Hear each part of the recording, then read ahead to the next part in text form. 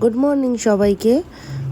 আমরা তো উঠে গেছিলাম, কিন্তু ইভানের একটু উঠতে দেরি হয়, তো সেই কারণে বিছানাটা তখন গোছানো হয় না।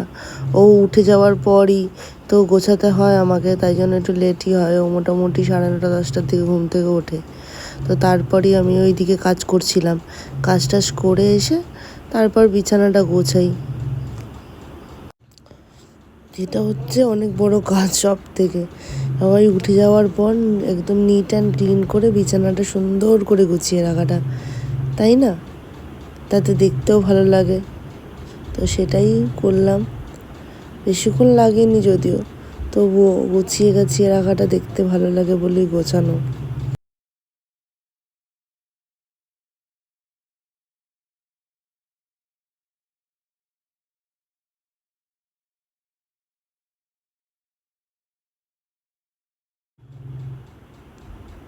ব্যাস, আমার গোছানো কমপ্লিট।